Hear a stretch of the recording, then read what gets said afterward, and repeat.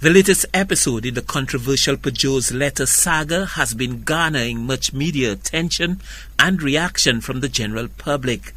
The recently leaked letter dated February 18, 2020 is addressed to the Minister of Economic Development, Housing, Urban Renewal, Transport and Civil Aviation, Guy Joseph, from the Answer Merchant Bank of Trinidad and Tobago.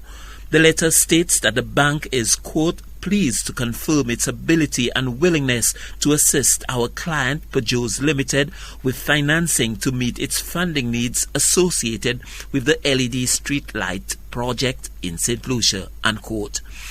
The leader of the opposition, Philip J. Pierre, Tuesday's guest on NBC's Zafenu, says this is questionable at its core. So in summary, the government of Saint Lucia cancelled a loan from the country's premier organization, the CDB.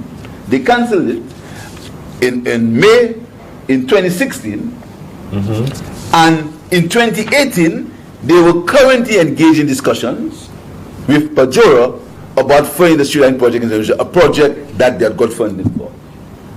That is the sum story of that. Minister Guy Joseph, addressing the latest Pajoh'S letter saga on his Monday evening program, dismissed it as much ado about nothing. I've heard a lot of discussion about some letter again, they say, that's circulating about that Pajoh'S letter. Yes. Let me tell you something. Yes. I've never heard more foolishness in my life. That is what the Labour Party has. That's what they A letter that says if you do projects you will get paid.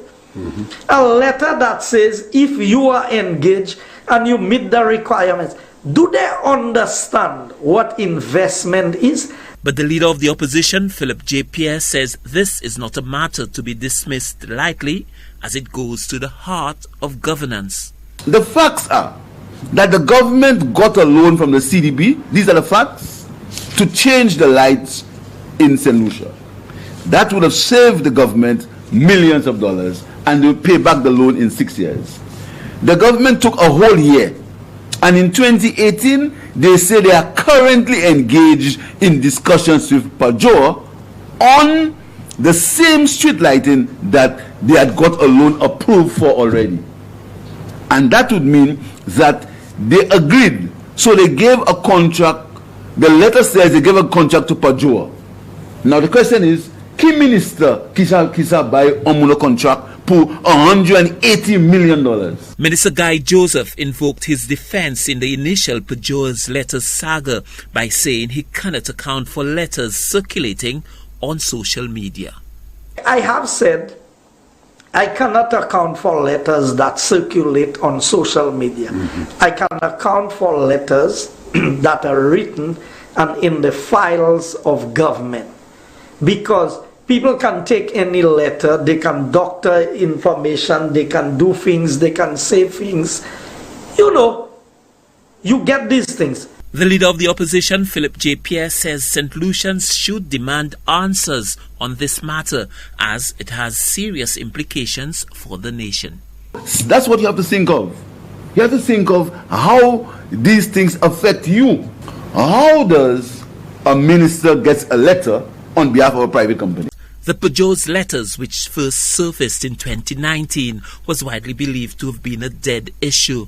But the recent circulation of correspondence from the Answer Merchant Group of Trinidad and Tobago, addressed to Minister Guy Joseph, suggests that this may have been an active process up to 2020, bringing into question the authority by which a minister binds the government by offering guarantees to a private company for significant sums of money to finance projects that are already in progress. Saint Lucia for the HDS News Force.